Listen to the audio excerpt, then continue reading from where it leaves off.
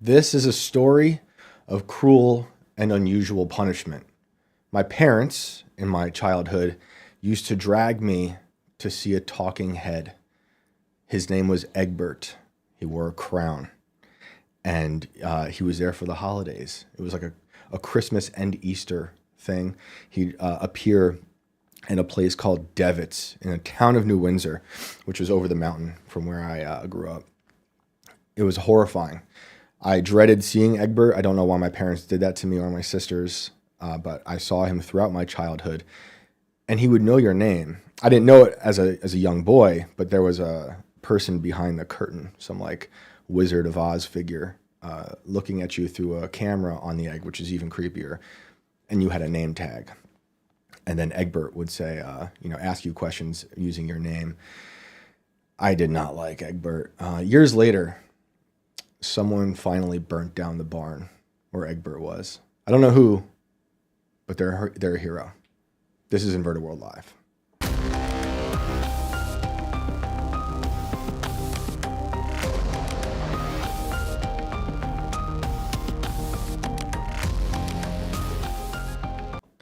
This is an egg-themed episode, and if you're wondering why, if you can tell, I'm a little congested, it's because I went out and found a bad egg to give myself bird flu. I really wanted to feel it for this episode. The bird flu's going around. It's why we have a national egg shortage, allegedly. They've dropped some new bioweapon across America. Everyone seems to be sick. So yeah, I got bird flu now. Alex does as well. Hi, hey. Hi, Shane. Hi, everyone. Can you pull up pictures of Egbert? Yeah, I'd love to. I think I sent you some. Sure. I despised Egbert. You know, it's funny. We ended last week's episode talking about deviled eggs, and here we did. are talking about eggs. Egbert was a deviled egg. Pull him up. Okay. Look at this, people. Look at this. Do you want to watch this video real quick? Yeah. We good this year? All right, what are you looking for this year? Don't talk to that egg.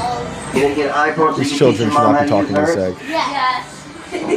Yes. Amelia, is that what you want too? Oh. Okay, so that's not the voice I knew because How to take a freezing 43 no. degree room and turn it. the guy who did the voice of Egbert from my childhood has passed away.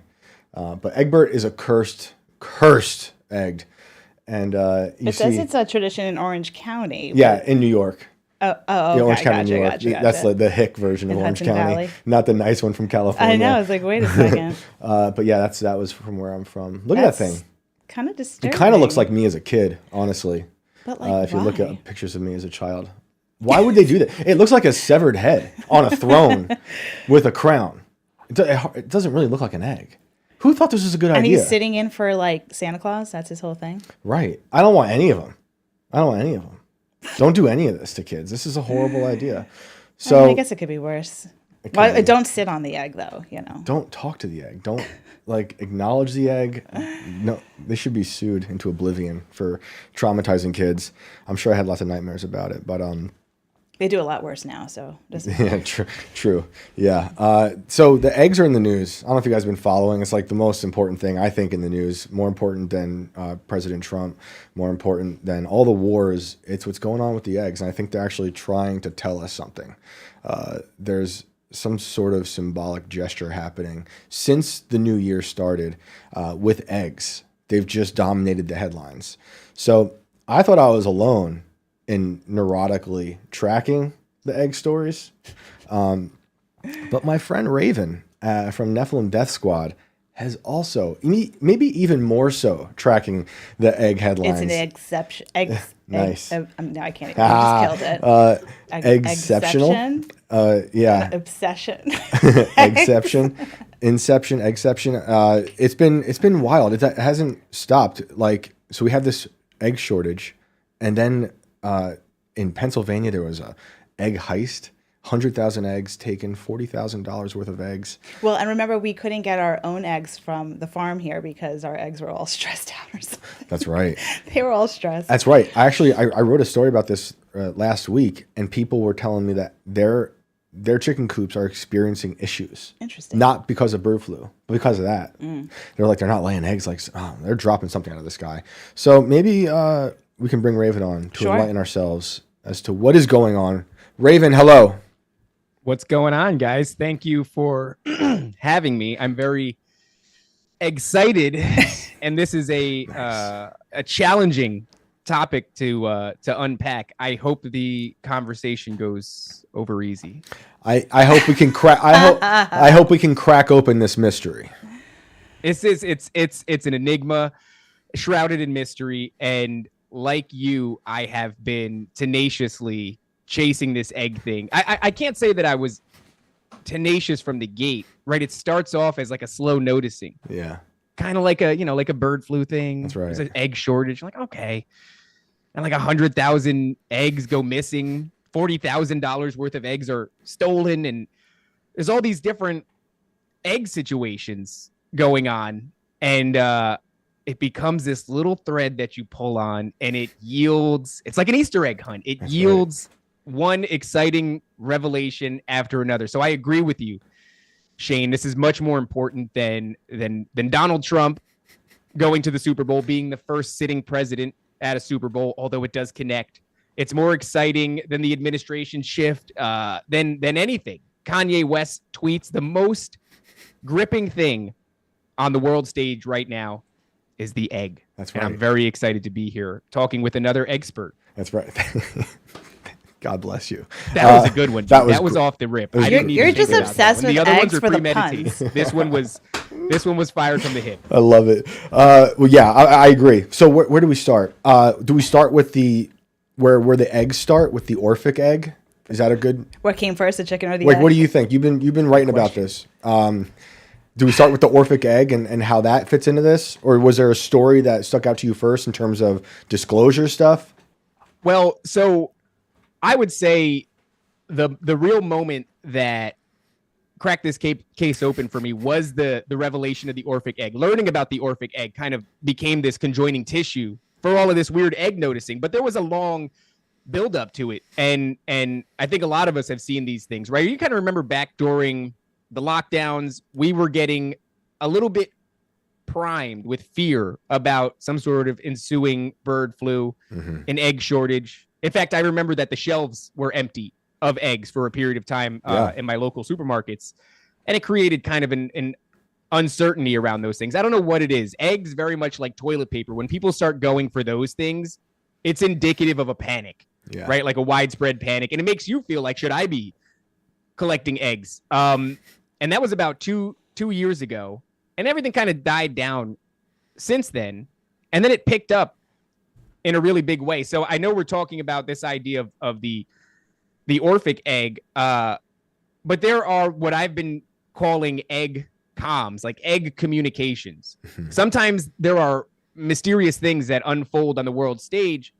They appear benign to us, but if you're a conspiracy theorist like I am, you begin to suspect that they're shady, coded forms of communication between elites, right? And so one of those things was Paris Hilton receiving an egg, the Enron egg, from the CEO of Enron. That's right. And that on its face doesn't seem like much, but it's still the theater of it. She's coming out. She's receiving this egg. It's, it's the size of a dwarf. It's a big egg. It's not a small egg by any means, much bigger than an ostrich egg. And, well, that seems benign and inconsequential. But then some time goes by. Harry Sisson makes a tweet.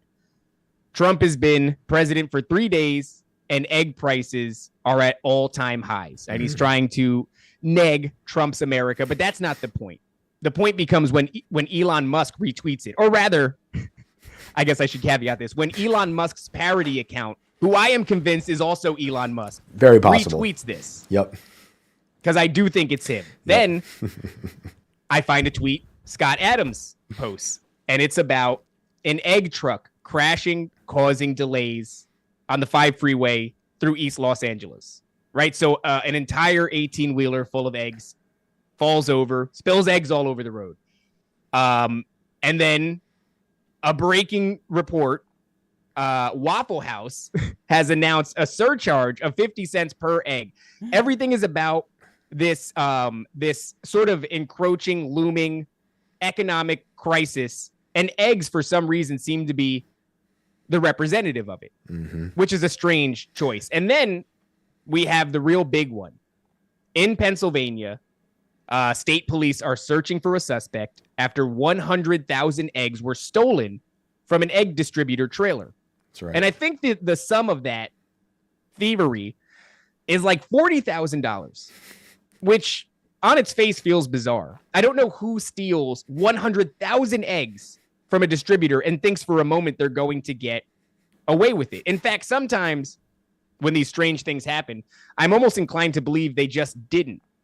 But to go back to my original thesis, they are a sort of communications between elites, whoever has a vested interest in eggs. And so I now decide that it's time to look at this. And I feel like, Shane, you've also decided that this is no longer coincidence. Yep. And that something is happening here, and the egg is the symbol of choice for this particular event. So totally agreed. I want to go back real quick to something you said earlier. I don't know if you know this or not. I didn't know it till recently. That's a fake Enron. Did you know that? A fake Enron? No, I didn't know that. So for those who are listening who don't know what we're talking about, Enron, I'm putting in quotes for those listening, announced a nuclear reactor egg for your home, right? That's what you're referencing? Yes. And so there's a whole like a press conference where they unveil the egg and how beautiful it is and it's safe because it's got like low amounts of uranium or something.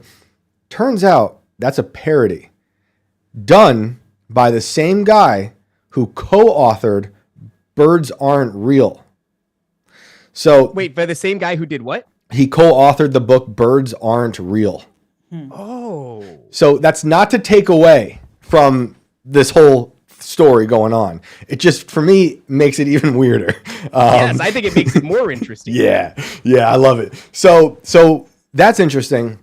And yeah, I think the egg it's very symbolic. It does symbolize fertility, a new start, rebirth. So unlike the toilet paper craze of lockdowns where the shelves are empty, that was more of a symbol, like a symbolism. It symbolized how insane we are.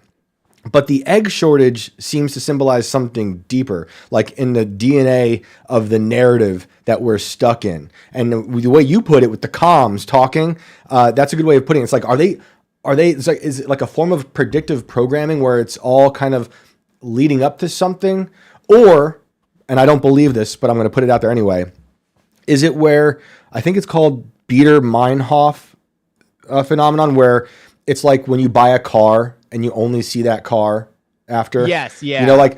It's almost like a confirmation bias or something, like a cousin of it, right? Where it's like you now see this thing everywhere. Look, I mean, I would accept that, because I am, it's my nature to maybe, let's say, connect dots that don't even connect. And sometimes you connect things that are significant, but in that process, you make a lot of kind of bad calls, right? 100%. And so I'm perfectly open to the idea that I am driving a red Kia and now seeing nothing but a red Kia because of that. Right.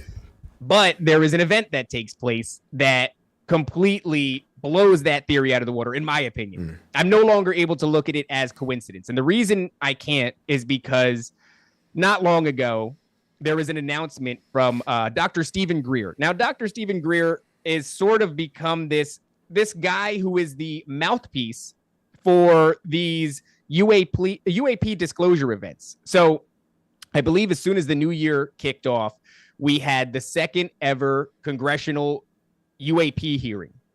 And through that, there's whatever revelations they are. And I'm pretty skeptical when it comes to, I don't know, like a government sponsored UFO disclosure. I don't believe whatever it is they're disseminating, but I'll look at it. It's entertaining and I'll consider it and push back against it in whatever way that I can, see how it incorporates with the information that I have, etc. So not long ago, Dr. Stephen Greer comes out and says, today, something rather significant is going to happen in the UAP space. And I'm very skeptical of Dr. Stephen Greer, but I imagine that he wouldn't stake his reputation on saying something was going to happen on the world stage if it wasn't going to happen. So with that said, I started to pay attention. What ends up unfolding later on that day is a very strange saga, and one that has been dismissed by a lot of people outright, because on its face, it's kind of comical. And like many of the little breadcrumbs that they give us, it doesn't really lead anywhere. It's kind of a dead end. So this event is the revelation of a video. Now, this video is a aerial POV looking down at something being hoisted out of a landscape by a helicopter. Yep. And what is being hoisted out of this landscape is only describable as an egg. Now, it's difficult to discern because the footage isn't great. And I believe it might even be in sort of a green tone that you would use for like a night vision or something like that. And it's just kind of confusing. And it's not very eventful. All you're looking at is a point of view that is down a long rope. And you can discern that at the bottom of the rope, they are airlifting a sizable egg. And it becomes difficult to even determine how big this egg is because there's no scale. There's no point of reference around it. Right. And that's kind of where it dies. We should show the audience what we're talking about. We're going to show everybody that video. We're going to pull it up because this video is hilarious. It's a weird video. It's a really weird video. NewsNation has independently obtained previously unseen video. There's an accent, so it must be real. From And it's a secret NewsNation. UAP craft retrieval program. This extraordinary footage clearly shows an egg-shaped object dangling in a sling below the belly of a helicopter.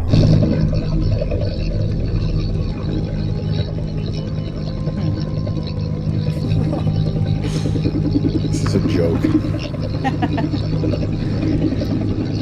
Let's slow this down to yes, take please. a closer Please look. slow it down. That's an egg-shaped UAP suspended from a 150-foot long line.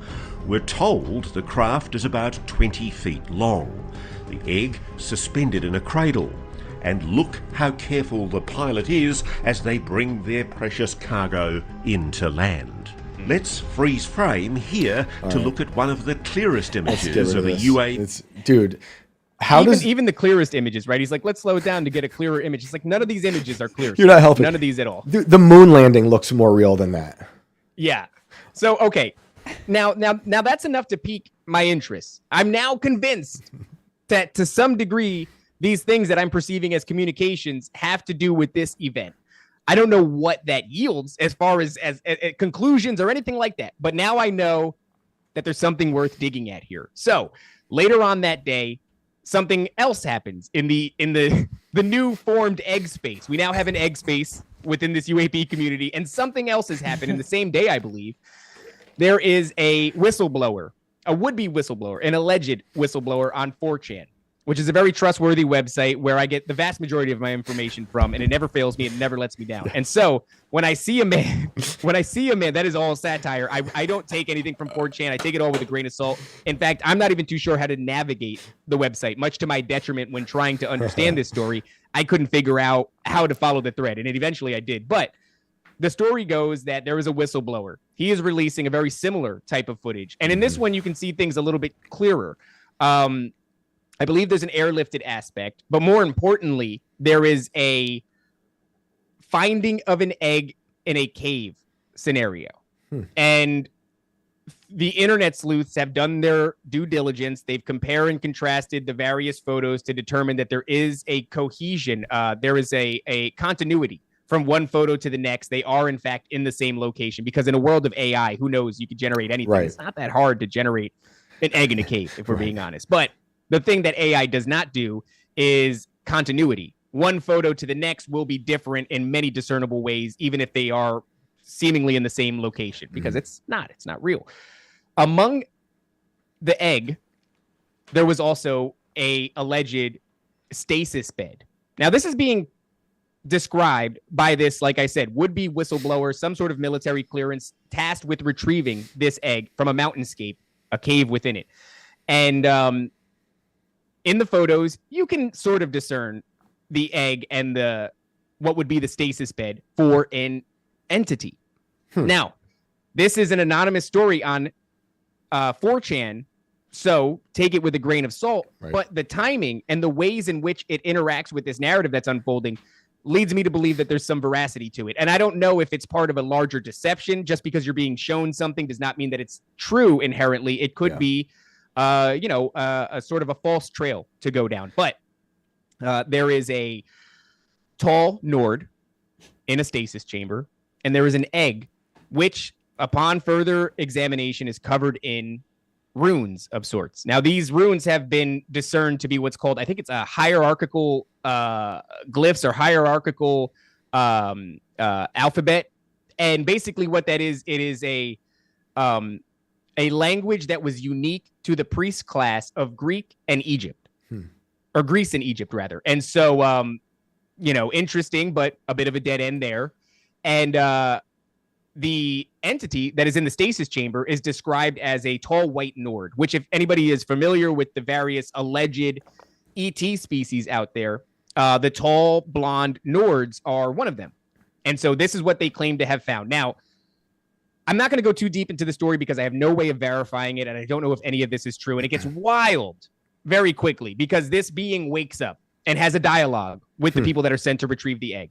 One thing leads to another. It disseminates some pretty critical information. The idea that we were created by a race of aliens, which this is very much kind of the Sumerian Anunnaki narrative. Those beings created us as a slave race, and that they are more or less evil.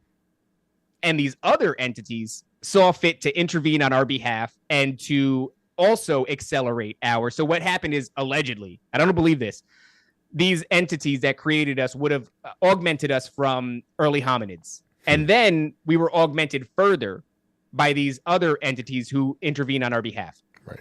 A lot of things are said in this strange dissemination.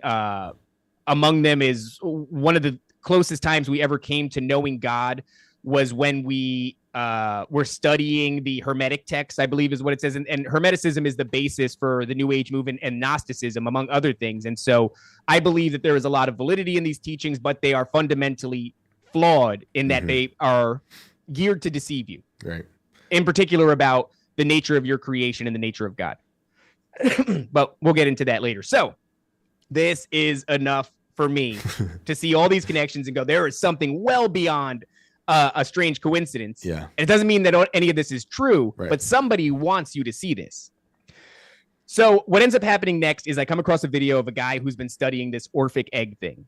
And he is showing an image above somebody's house. We just had this New Jersey drone incursion. Among many things within the drone incursion were orbs and undulating plasma, things that people described as looking like the wheel of Ezekiel from the Bible. There are a plethora of different atmospheric events taking place that you could find all over Twitter. They're all over Twitter. They started about the midpoint of or the beginning of November, and they've persisted for some time. They died down, they reemerged, and among them, like I said, is a body of many different sightings. And so they've been well out dismissed as just drones from private collections, and also drones that were approved to be in the airspace at the time. This is what the Trump administration has told us recently. I don't believe it at all, but these things are seemingly connected to that. Now, what this person sees and what he's describing, to go back to this Orphic egg thing, it is a glowing orb with a glowing band wrapped around it. And it is also undulating and sort of pulsing within itself. And he shows me an image, or shows the viewers an image of the Orphic egg. And if you guys bring that up, it is essentially just an egg that is wrapped up by a serpent. Yeah. So do you want to, can you real quick explain what that is? Oh yeah. Now, this is a wild symbol, and I'm almost ashamed that as long as I've been in this, I never paid this its due diligence. So the Orphic egg is something that, or the serpent's egg, is something that's found in the creation mythos of many pagan societies throughout history. And it's the same story. It has to do with their creation mythos, and there's very slight variation from one culture to the next, but essentially it goes, there are primal chaotic or primordial waters. That is all that exists in the universe. And then through whatever series of events, an egg is birthed from that. The egg cracks open and a series of things takes place. Either the egg cracks open and the egg itself becomes the firmament, and the lower half with the yolk becomes our realm, Earth and these different subterranean levels. Or a deity is birthed from the egg, and then that deity creates the Earth in the same way. Or the other variation is the deity comes out and through an elongated process creates a bunch of sub-deities, and one of those deities will create it. Now, for example, in the Vedic religions, there's a mother deity. I think it's Amma might be the name of it. And it births 2 twin boys. The first twin boy tries to speak our realm into existence, which is an interesting thing to try to do because in Christianity, God creates everything with the word. That's right. But this entity finds that it lacks the words to be able to do so. So its twin brother, I suppose, successfully creates this realm through alchemical means, meaning it identifies the rudimentary building blocks of this situation and then manipulates them one way or another and creates this realm. So this is something that you will find in Greek mythology. This is something that you will find in Egyptian mythology. This is something that you will find in the Vedic mythologies, so on and so forth. In fact, I was shown recently by my boy Donut. Shout out Donut. He is a great researcher. And what he showed me was something called the ancient and primitive rite of Memphis Mizraim. And it is essentially a Freemasonic ceremony. Now, if anybody looks this up, ancient and primitive rite of Memphis Mizraim, my mistake, you will get an image of an egg surrounded by a serpent. The egg is winged. Beneath it are waters. And within the egg are a bunch of really important symbols. So just to describe it, once again, I said that in these creation mythos, there are chaotic primordial waters, and that is depicted in this image. Birth from this egg is, birth from these primordial waters is this egg. So this is essentially not only a creation mythos, and these things do go hand in hand, what I'm about to say, but it's also order out of chaos, which is something that the mystery schools hang on to. When I say mystery schools, I mean like Freemasons and OTO and things of that nature. So inside this egg, the symbols that you'll see when it comes to the ancient and primitive rite of Memphis Mizraim is the compass, the Masonic compass, the Parthenon, a symbol for Rosicrucianism, a symbol of a gavel for law and order, Jacob's ladder, which is the symbol that they associate with achieving different levels of enlightenment along their path as a Freemason. All of the symbols inside the egg are indicative of order. So on its face, there is chaos, and out of the chaos, this egg is birthed, and within the egg are all the tools that you need to create order out of chaos. So this is, and then of course around the outside of this symbol, by the way, the ancient and primitive rite of Memphis Mizraim is a serpent eating its own tail. So it's there. It is the serpent in the egg right on its face. This is a symbol that's associated with Freemasonry. This is a symbol that's associated with the creation mythos of all these different pagan mythologies. This is an incredibly important symbol. So I don't think that it's just about eggs getting stolen, dude. I don't think it's just about eggs being expensive. So let's get, if everyone watching allows us to continue indulging and to connecting these dots, it is also the year of the snake, which then connects with the Orphic egg image. And you brought up Rosicrucians, the symbol when talking about that, the Masonic ritual. Yes. You know, and the theory is some people believe they created the Georgia Guidestones. That's interesting. I actually wasn't aware of that myself. And so that's not confirmed, but that is one of the theories about who made them. And yes, because the Georgia Guidestones are a mystery in that way. Is like we don't really know. We have some ideas, right, or something like that. They don't exist anymore. But. They don't exist anymore. And then for those who don't know, the Guidestones were blown up. Some people think they were exploded by a bomb.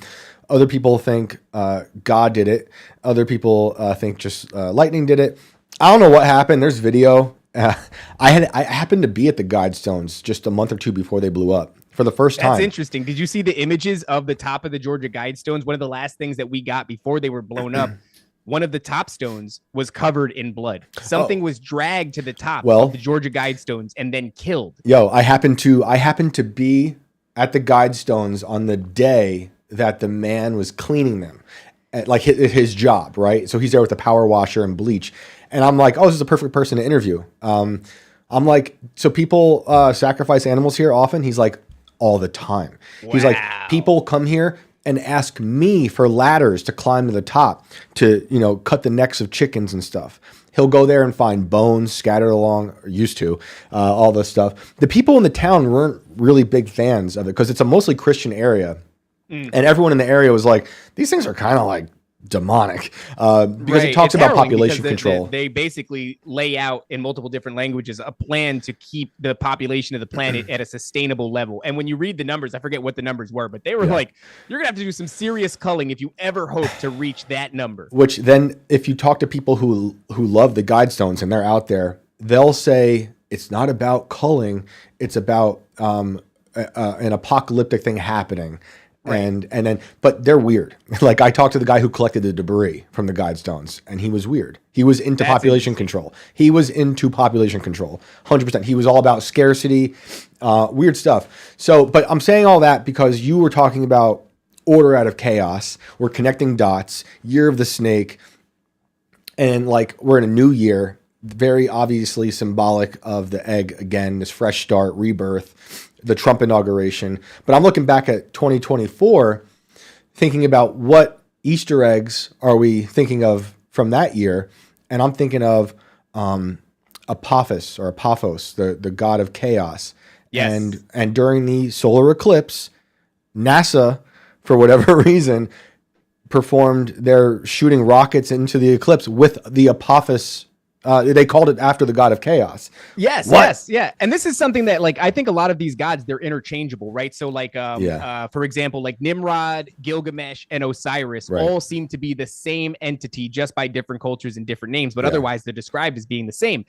And so when it comes to like this god of chaos, I don't think there's very many of them. I just for your audience sake, I believe that these entities are tangible entities. I believe that the spirit realm is dense, and it is much larger and much richer than the physical realm that we inhabit. I think these entities do exist, and I think it's worth noting that Elon Musk turned his profile into Kekimus Maximus, which is Kek is the Egyptian god of chaos, often depicted by a frog, which is interesting because we're inundated with all of these Pepe frogs for the past, I don't know how many chaotic years. He's kind of been the mascot for all this chaos that we've been going through. Didn't he wasn't his profile picture before the Kekimus Maximus? Wasn't that him in the costume with the devil?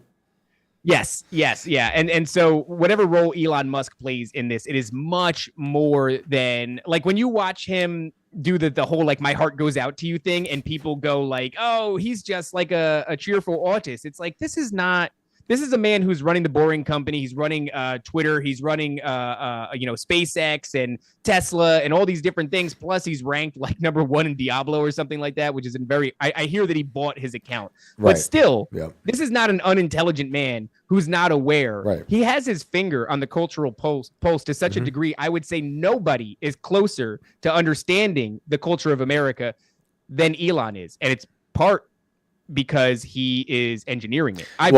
I believe it's not only that, though. It's that he literally purchased the collective consciousness.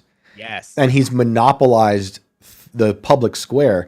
And he is literally feeding everything we say into the robot brain of his buddy Optimus. Where he then lets his AI scan through everything, and then it feeds into his Neuralink, which I'm almost positive he has. Oh yeah, I definitely think he does. Sometimes I think that there's a lot of theatrics in like the long, awkward pauses that he does. He's doing one of two things. Either he is trying to convince you that he is not like you, right? Or he's just waiting for the results to finish rendering in his Neuralink. And so I don't know where to put this. I'm highly skeptical of him. We get into this kind of weird space right now culturally where we're lionizing and championing different people because they say base things or they align with your ideology for a period of time. And it's like, we need to treat everybody with a really high level of skepticism. And I don't know where he falls on this. I know there's a lot of weird things. Like, I don't know if you guys have ever heard, there's a video. I've seen the video myself. I don't know if this woman is who she says she is, but she claims to be his house cleaner. Yeah. And she says that she saw him do all sorts of weird things to the extent, I think she described portals and things like that. His house cleaner when he was a child, I should say. And what she saw drove her to such concern that she went and asked his mother if he was the Antichrist. And then allegedly his mother, which, by the way, if you look her up, very strange character. I won't go into depth in it, but just go ahead and look up Mama Musk and look at some of those pictures and tell me that is your, I don't know, your wholesome nuclear family mom. She's something else entirely. But she says, no, he's not the Antichrist, but he will bring about the mark. He's not the beast, but he will bring about the mark is the language that this woman used in the video. So I don't know what to make of him. I'm inclined to believe that we're being subjected to a high level of theater. And much of it is happening in a language that the average person is not equipped to decipher. Well, Salvador Dali would be very proud. That's right. What's that? Dali, because a lot of his artwork had eggs in his artwork. That's true. Yeah, and a lot of surrealism he explored and stuff like that. And Dali, I was at his museum in Spain earlier this year because it's out here in Florida, or there is one in Florida. Yeah. And I was struck with the amount of occult symbolism that is embedded within his work. And I think it's worth mentioning here on the topic of occultism, as this is a good mention. I would have forgotten this. Aleister Crowley, when he was doing the Amalantra workings in, I believe, upstate New York, so your neck of the woods, he ends up coming into contact with an entity named Lamb. What's worth mentioning about Lamb is that Aleister Crowley drew a picture of him, and he bears striking resemblance to your modern day depiction of an alien gray. In fact, I would say he was the first instance of anything that resembled an alien gray in the cultural zeitgeist. And then from there, a bunch of fascinating things happened. But he's quoted, there's no way to verify this, so it's kind of just Aleister Crowley lore, right? As giving Crowley a cryptic revelation in his parting words. And that revelation was, it's all in the egg. Oh, wow. Right. Nice. Right. Wait, so very strange. To continue going deeper into connecting dots, I forget if it was with Lamb or another entity that Crowley supposedly talked to, but the anniversary of him talking to that demon, whichever one it was also the same day that NASA sent the rockets into the solar eclipse. Yes. And like, look, I know this is how I talk at like, birthday parties for my kids' friends. How and does stuff. it go over for you when you do that? It depends on the people. It depends. Okay. But like I get, sometimes you get looks and you're like, and I'm just like, you have lived through the last 5 years of complete pandemonium. Yeah. Anything's literally possible, and like, so we started off talking about the bird flu and the eggs, and I'm thinking a lot about COVID and how crazy that was, lockdowns. Right now in this country, farmers are being forced to cull so many chickens. It's like a sacrifice. And by law, they have to, which reminded me about the crazy sacrifices made, the culls during COVID.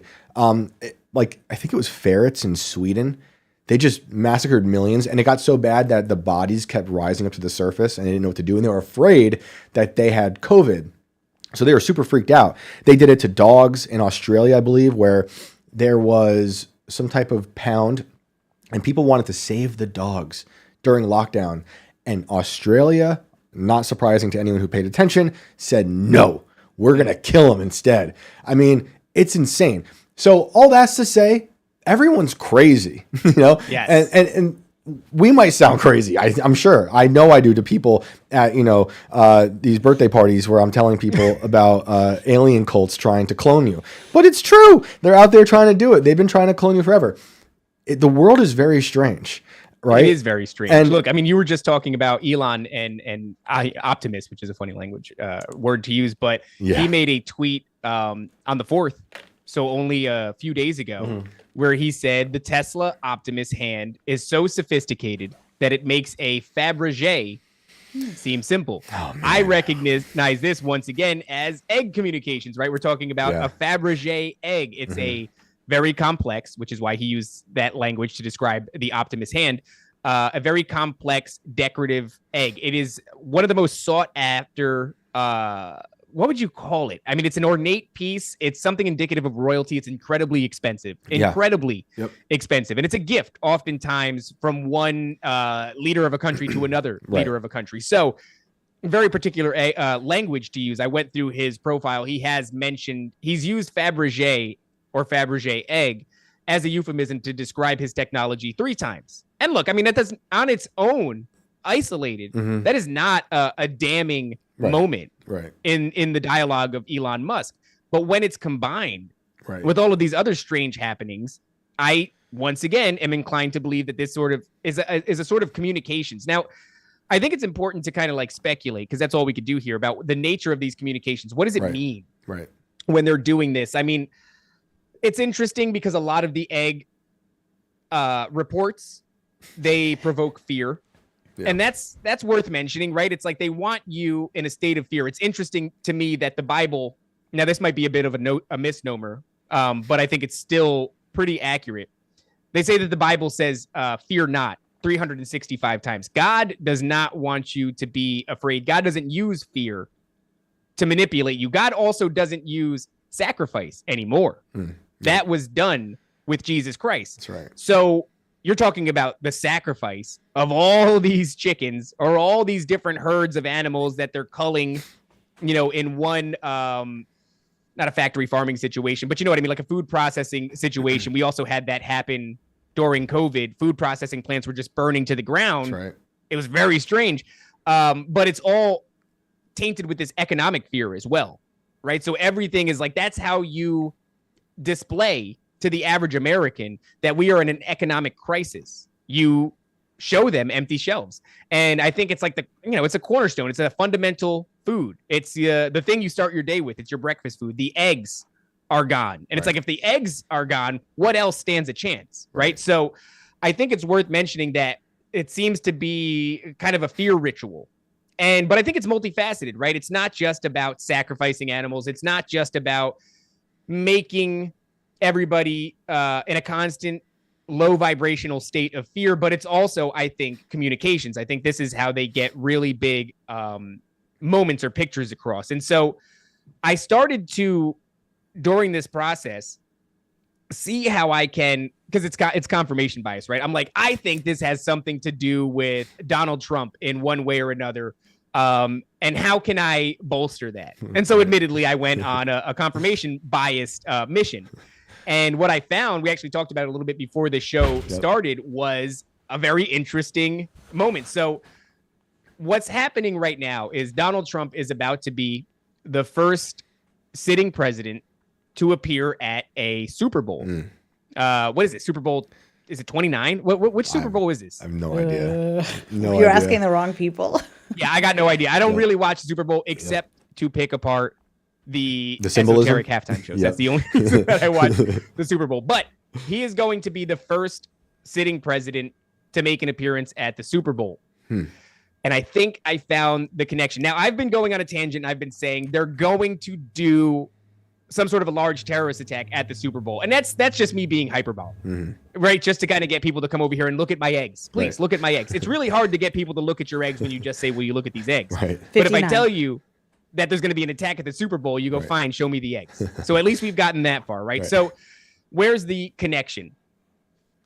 This Superdome is called Caesar's Superdome. That is the location of the Super Bowl in New Orleans. So I see Caesar's, because what I was waiting for, as I was like, I'm going to look up this place that they're going to do it's going to be the Egg Dome, or so that's going to be the name of it. It's going to be the Egg, I don't know, something like that. But instead I find Caesar's Superdome. So I go, okay, I've got to further my confirmation bias. There has to be some sort of conjoining tissue between Caesar and the egg. So what I find, much to my pleasure, and this isn't a black pill thing. We were talking about it a little bit. I don't get black pilled looking into these sorts of situations, because really everything that I find bolsters the idea that the realm in which we inhabit is created. There is a God who has created this, and we are going through an experience, and that there is a much larger spiritual realm, and there's some place that we go after, and we're meant to do something while we're here. So whenever I see elements that remind me that, or makes it feel like this is theater, I'm actually reassured in a large way. This does not make me feel bad. So what I find is this quote: "And since the quarrel will bear no color for the thing he is, fashion it thus, that what he is augmented would run to these and these extremities. And therefore, think of him as a serpent's egg, which hatched would as his kind grow mischievous, and kill him in the shell." What this is an excerpt from Julius Caesar, Act 2, Scene 1, 28 through 34. This is a quote from Brutus. And in it, he is speculating that it would be better to kill Caesar before he rises to power, much like you would kill a serpent in an egg to prevent this mischievous creature from being hatched onto the world. Now, this is, I mean, as far as I'm concerned, trying to find a connection, desperately trying to validate my schizophrenia, to then stumble upon that. Not only does it have the egg in it, it has the serpent's egg. Well, don't you also think that the Superdome looks like an egg? I didn't want to be the schizo to say it, but yes, dude, it does look like an egg, albeit it does. There's a caveat. It's perfectly circular. Oh, wait, okay, but if I was looking at an egg from the top down, it would appear perfectly circular. So as far as I'm concerned, yes, Shane Cashman, it does bear resemblance. It's egg adjacent. It's egg adjacent. What are you gonna say? Well, I have a stupid, small conspiratorial theory. Okay, there's no such thing. Okay, no such thing. Well, it's Super Bowl 59. But setting that aside, so when I think of this egg, good egg, bad egg, you know, golden egg, I think of Willy Wonka and the Chocolate Factory. Ooh. Okay. That's good. So, that's good. Right, and so Veruca, the character, she goes down the chute, right, because she's bad. A bad egg. Yep. So, who played Wonka in the newest movie? The remake of it was Timothy Chalamet. Ooh. And Timothy Chalamet is in the news because he did a commercial with Kendrick Lamar. We are radicalizing Alex in real time, people. This is amazing. Keep going. And Kendrick Lamar is doing, you know, the halftime show. Yes. And there's another theory there. There's something else there too. But they're also saying that maybe he's going to bring out Timothy Chalamet during the halftime show. So we could sit here and wait and see if that happens. Oh. But also, I found this weird video about this guy who said, well, what's the connection between Timothy Chalamet and Kendrick Lamar? Well, Timothy Chalamet also played Bob Dylan in a movie who wrote a song, a diss song, just like Kendrick Lamar had wrote a diss song. And they shared like a similar interesting snippet of a song or like a lyric within their diss songs. Interesting. So an interesting connection there. Who did Dylan diss? Sorry. I don't remember. Huh. It's interesting right now because Kendrick Lamar is kind of he's being sort of pushed back by the Christian community, certainly, because he's doing things that are making a mockery of Christ, right? He's wearing his crown of thorns and things like that. Right. It's an interesting choice to have this character play at this halftime show. What I will say is the past few Super Bowls have been rather uneventful. Gone are the days of like a Madonna who's on stage dressed like a Baphomet in glitter, and she's standing on a winged Egyptian sun disk. All of it used to be right on its face. Now, the best that we get is like when the camera's cut for the main audience, Rihanna did do like the evil eye symbol where she put, you know, her finger over her eyes right there. And that's people were going to chastise Don't do that. But, you know, it used to be much more overt. So I'm hoping in my heart that we can get back to our roots as a country and make the Super Bowl an overt display of Satanism again. Because I don't like it when my Satanism is closeted. I want it to be out in the open. I want to be able to identify it. Right. And I want to be able to see all the symbols and such associated with it. Now, look. Well, maybe we're just doing it too obvious now. So they're like, okay, we got to like bring it back a little bit. You know, and keep in mind, it's to build suspense for this one. That's what I think. I mean, Timothy Chalamet is dating a Kardashian clan member too. So you mean one of the many witches in the highest witch coven? I mean, you want to talk about America? Satan and conspiracies, and you know. Yes. Oh boy. I'm just here pushing buttons. Anyway, no, those are my thoughts. I like it. These are good buttons. I like it. They are. Now look, this is where things get a little bit more interesting. We just had a strange moment take place where actually this is while I was doing my feverish egg research. I'm just scouring the internet looking for eggs. I'm on YouTube. Give me the eggs. I need more eggs, please. And suddenly I realized that in my queue there is a live. Donald Trump is about to go live with Benjamin Netanyahu. And I go, that's interesting. So I click on it a few times. Takes a while to get started. Go, okay, fine. I'll do more egg research in the meantime. Eventually, it comes on. And as soon as it does, I decide not to watch it because it looks very boring. And I'm like, I'll catch the highlights later. Right. All right. So I go and I catch the highlights. And everybody is kind of enamored with this moment where Donald Trump is talking about, first he pushes in the chair of Netanyahu. And that seems like the world cries simp, right? Everybody goes, boo, not good. Right. And I was well, it's polite. Yep. It's nice. But you do have to take into consideration that there's a lot of body language symbolism when it comes to world leaders meeting, especially in their handshakes and things like that. Who gets the dominant top position? If you get the low position, then a way that you can recoup is to then pull them in and grab the back of their elbow. This is indicative of dominance. So you will actually see these jockeying for positions take place when world leaders meet. So yeah, fine. I'll give the people their due. It is a submissive gesture to do that. But what happens next is really bizarre and flies in the face of it. Donald Trump goes on to describe how he is going to essentially occupy Gaza. Right. That America's military is going to occupy Gaza. And he goes on to describe why this is beneficial, yada, yada, yada. But the main takeaway here is Netanyahu's face.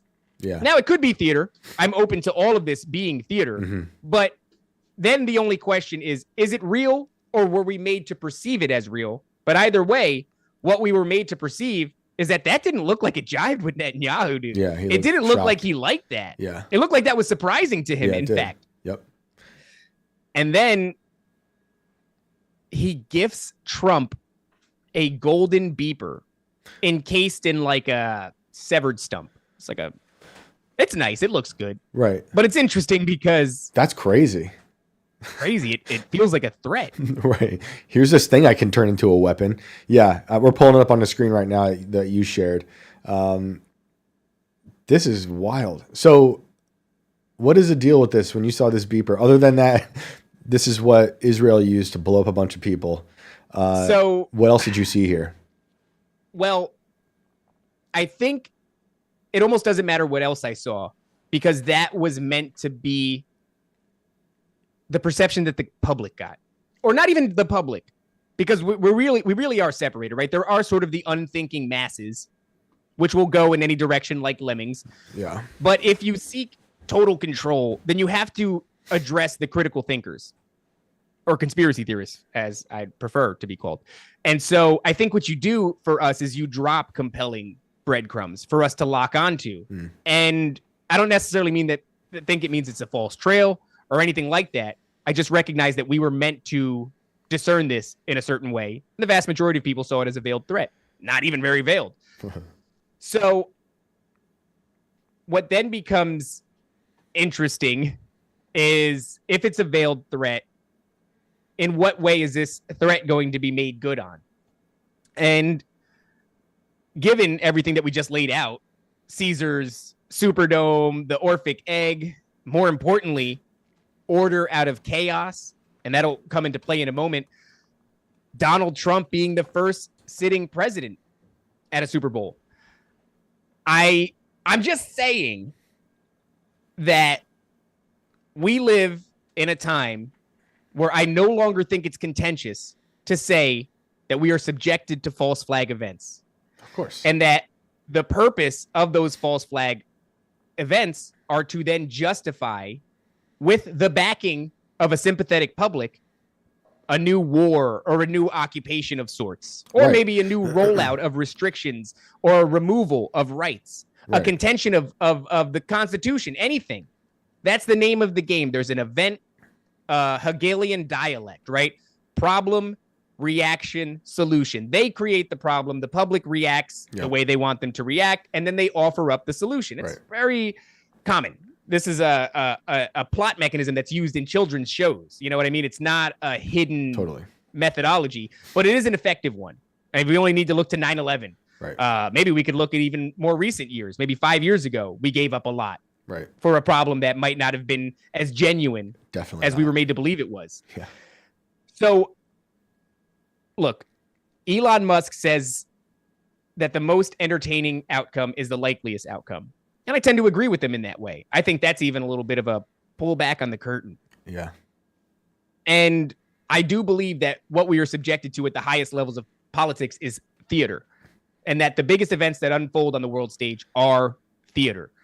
So if this was a good movie, what would happen is, because it now seems that maybe Trump isn't playing as buddy-buddy with Israel as we were led to believe, and maybe he's now no longer Netanyahu's favorite guy, well, wouldn't it be beneficial to attack the Super Bowl? Yo, take out Donald Trump. You just reminded me of something. Oh, keep going. Sorry. Even blame it on Iran. Oh, of course. That's their wet dream with false flags. But you just reminded me of something. When the Cybertruck exploded on the first day of this year, I tweeted that meant that we just entered the third Batman movie. And what happens in the third Batman movie? Ooh, man. I mean, you had to be high-fiving yourself after that call. That's a wonderful call. Right? Just a little inclination. Sometimes I think we intuit things. Just the fact, you know why? Because on the 20th, if you go back to my Twitter on January 20th, I said it is time for Kanye West to reemerge. And I didn't say that because I had I don't know, like some sort of inside information. I just felt that the theater had reached a certain point in its development, and that now we needed to enter, stage left, a familiar face who had previously been chastised by the community at large, but now has turned out to be vindicated some way or another. And unfortunately, we've got the worst possible version of Kanye West. I'm not going to say I don't appreciate his trolling, but I miss, to a nod to his song, I miss the old Kanye. And I think everybody does. Right.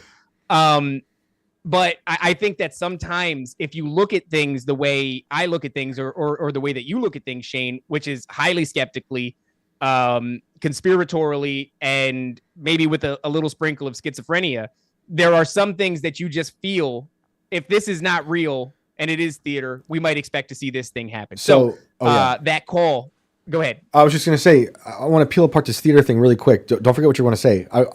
False flags are a way of tweaking the narrative, right? I always talk about how we're in post-reality, which is this fake simulation on top of base reality, and that's a way to puppeteer.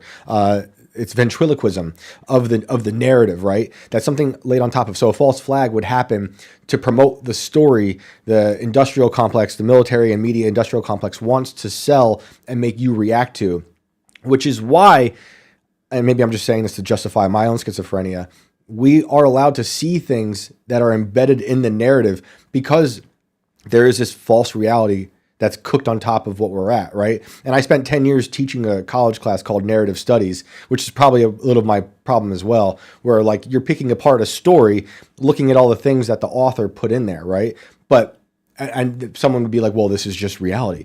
But like I said, we're in post-reality. There's something on top of this, that this complex is doing, like you're saying, like it's theater. So, and they get off on the symbols. Like we had, you've done shows about it. I've done shows about it. The symbols are baked right into the DNA of this false reality. So I'm sorry, what were you going to say? No, but to expand on that, I don't think that it's just, it's not just like, oh, they're restricted in this way where they have to use these symbols to communicate. I think that there are ways in which, so sometimes I look at, and this is going to be a little bit, maybe a little much for people, but I look at the more or less the sacrifice of Jesus Christ for our sins so that we may have everlasting life.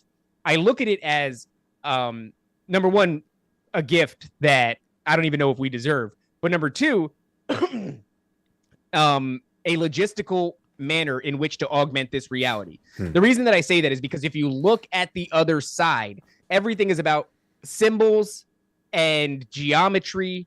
It's about energy. It's about sacrifice. And it seems to repeat itself. Yep. To me, it seems that is the way that they have discerned they can alter this reality.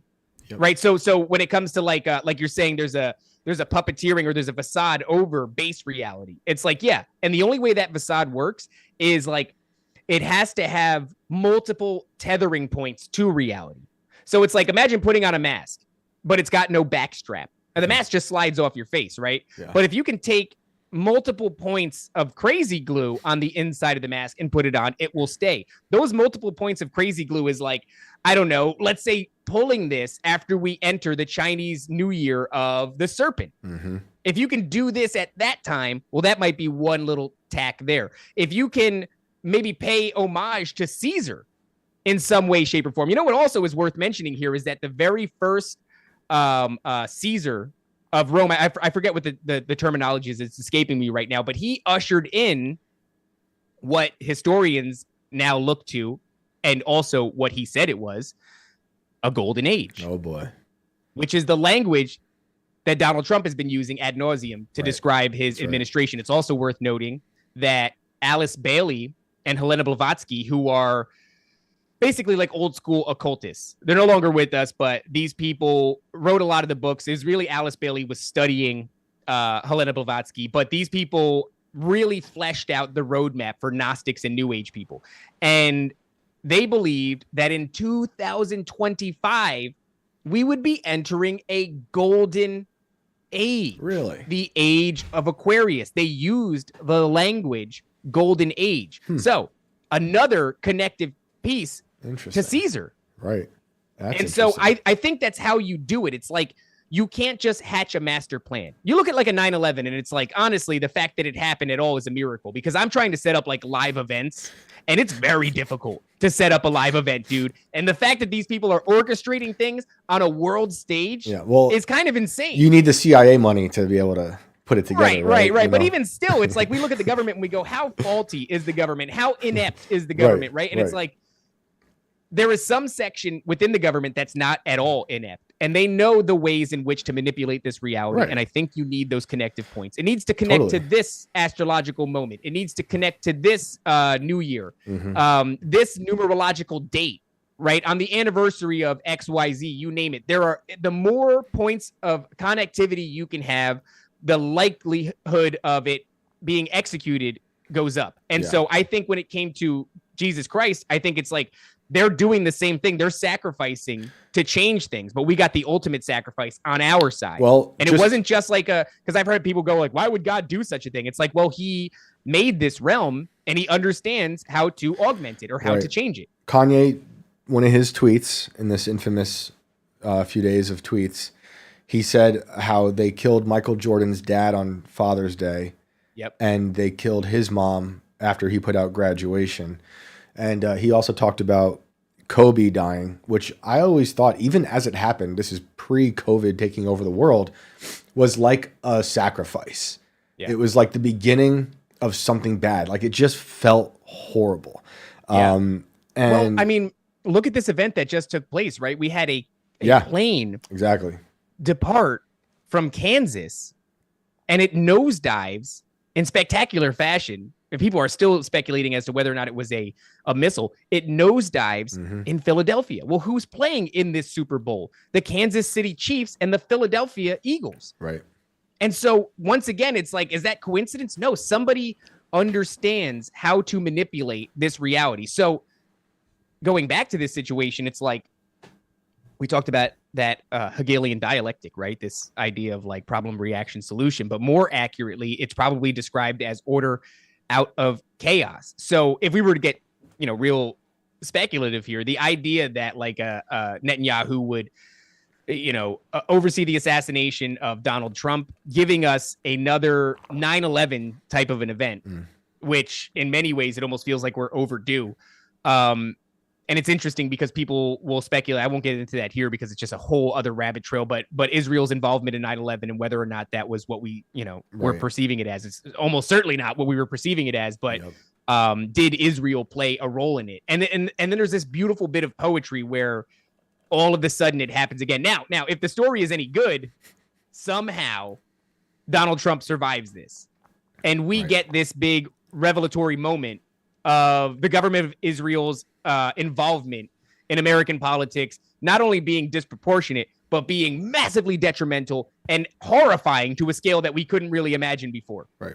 So the reason that I even speculate that could happen is because Donald Trump finds himself at the center of the most compelling conspiracy theories that I've ever seen. I mean, full stop. There's not a character on earth, not even Elon, brushes up against the strange happenings surrounding Donald Trump's life. I mean, I've been on this show before. We've talked about the idea of the Ingersoll Lockwood books, right? Or the idea that, and Tesla. just for the audience sake, the Ingersoll Lockwood books are a series of books that came out in the late 1800s. There were two of them. One of them was called The Marvelous Underground Adventures of Baron Trump, Little Baron Trump, and it's narrated by Little Baron Trump's mentor, the Don. And then there is 1900 or The Last President. Which is a really fascinating title to be using when you put it up in contrast to Donald Trump's current administration. It almost feels like they're telling us that there's something going on here. I'll add to that Donald J. Trump's uncle, John Trump, the J in Donald J. Trump is taken from John Trump. He was in charge, and everyone who's listening has heard me say this before, but I'll say it again. He's the guy. Best, dude. Please say it again. He collected all of Nikola Tesla's stuff, after he died. That's fascinating to me. Yes, and why is that fascinating? Because Nikola Tesla is highly speculated to have figured out time travel. There's really weird quotes from Nikola Tesla where he's sitting under his pylons and he's claiming that he can see the past, present, and future all from where he's sitting. Right. John Trump's findings that he reports back to the FBI on Nikola's technology and everything is vague, but he says there's nothing worth noting here, which is really unlikely. Sure, I totally believe that. Yes. And look, this isn't something that I'm well versed on, but I have seen it enough to know that there is meat on the bone when it comes to the films Back to the Future and how they constantly hint at Donald Trump and his presidency, as well as 9/11, which plays a huge part in the story of Donald Trump, too, in a way that it eludes me. There's a lot of other people that have a great handle on it. And when I see the information that they present, I go, that is uncanny. Interesting. So you have this time travel element in the Ingersoll Lockwood books, in the John Trump cleaning up Nikola Tesla's inventions, in the Back to the Future movies, where Biff himself, Biff Don is a excellent account on X. I highly recommend going and finding Biff Don, and he does fantastic dives on this. But Biff was modeled after Donald Trump. This is something that they admit. And so there is a never-ending supply of time travel threads to pull on with Donald Trump. And he's the central, almost messianic figure of the QAnon conspiracy. Yeah. Yeah. I mean, imagine being a cultural icon for decades. It's only to ascend into the presidency at a time where all these conspiracy theories are now being revealed as truth. Yes. And you're like, even though you're kind of establishment, wealthy New York politician, you're still an outsider, allegedly. There's theories against that. But whatever's happening, there appears to be a war against him, or at least the people who support him. I almost think he's like a so you have like the 13 tribes, and then this seems to be like this number 13 pops up everywhere, and there's the 13 royal bloodlines of like the Illuminati. And I've heard it speculated quite convincingly that he is of a breakaway family bloodline of the Illuminati. Interestingly enough, the Illuminati springs forth out of Bavaria, and if you trace back Donald Trump's lineage, they come from Bavaria. So I don't know. It's like what we do here. This is it. Is we just spiral into madness. I mean, I'm comfortable doing it. Me I know too. From the outside looking in, I look like an insane person that's just twirling on a street corner. But all of these things, they connect in such it's just the odds are against it being coincidence. At some point, when you have a body of anecdotal idiosyncrasies, you have to step back and go, why is that pile so big? Right. How in a world of random events could that pile ever get that big? Right. It's so incredibly unlikely. And so that is the reason that I said if this movie was any good, he would survive this attack and he would expose Israel's hand in this. And I think among other things, we kind of have a lot of pieces on the table right now. We have like the Epstein Diddy thing that we never got closure for. And we have the with that goes all the child trafficking horrors. That what's interesting to note here is within Trump's first administration, there were a lot of pedophile ring busts that were disjointed. In other words, the media never said they were part of a concerted effort. These were things that went underreported. You can find articles about them. Nobody drew a correlation, and certainly nobody in the media championed him for doing these things. On that, I mean, so we know that our former border czar, Kamala Harris, 300,000 kids went missing over the border. The Super Bowl is allegedly one of the most rampant places for child trafficking. I've heard that, yeah. And I don't know that for sure, but I have seen that reported on. And then what you're saying, that kind of intersects with the whole Q world, where Q was saying Trump was a part of breaking apart the child trafficking, human trafficking stuff.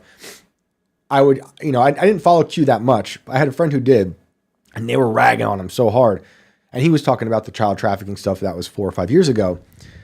And then I'm seeing in the news, local news articles from like Georgia, tractor trailer pulled over, 100 kids saved. I'm like, you guys realize that's 100 children in a tractor trailer like slaves in the back of this thing that just got saved. That's crazy. That's crazy. Yeah. That's insane. Something is happening. They do this all the time. Well, we've gotten to the point now where I don't think we can dismiss that, right? We had Epstein. Epstein went viral. Everybody was spreading the meme. Epstein didn't kill himself. I don't think Epstein is dead. I suspect that he's not dead. What's worth mentioning about Epstein too is allegedly his penis looked like an egg, and that's not even a joke. I know. I saw a detail that is part of this story. Yes. The only connective tissue I can find. Connective tissue? Did you have to? This dude's serpent looked like an egg, right? Right. This guy was carrying around an Orphic egg in his pants. So, I think that. And I've told this to Clint Russell. We do a show together called Dangerous, RTRD, Real Talk, Real Dudes. But it's really just an acronym for retards. And so that we can name our show Dangerous Retards. But when we approach sponsors, we can say the name of the show is Dangerous. Nice. So I have told him several times that I think what we're going to see is an unbelievable vindication train for Donald Trump. This is a man who wrote The Art of the Comeback and then made one of the greatest comebacks that we've ever seen. For sure. Obviously, he's a time traveler. Obviously, his uncle did this and that. But what we watched, because earlier I said that there is a mass of unthinking lemmings that for the past 10 years have been deciding much of the direction of the country. Yeah. And more. If you seek to control everything, you have to then tango with the underbelly of critical thinkers.